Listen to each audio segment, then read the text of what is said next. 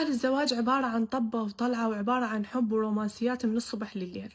منو قال الزواج عبارة عن رجال يسمعك من الصبح لليل بدون ما يمل وبدون ما يكل؟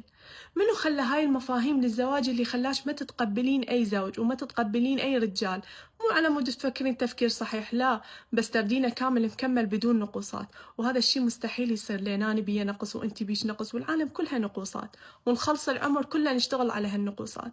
منو خلى هاي المفاهيم اللي خلت كل مرة مدى تتقبل عيوب زوجها، وبدل ما تشتغل على نفسها وعلى زوجها وعلى عائلتها قامت تنسحب وتعوف كل شي وراها؟ منو خلى هاي المفاهيم غير كم شخصية مؤثرة أثرت بيك وبي وبالكل وهم مو حقيقة وهم مو واقع، وهم دا يظهروا لكم الجانب اللي يفيد مصلحتهم بس؟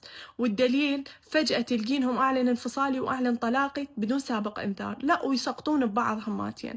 ولو صفنين لها شوية من الطلعين ويا أبوك ويا أمك ويا أخوك تصورين أحلى تصوير وتظهرين الجانب الحلو، بس من تتعاركين وياهم ما تقدرين تصورين العركة.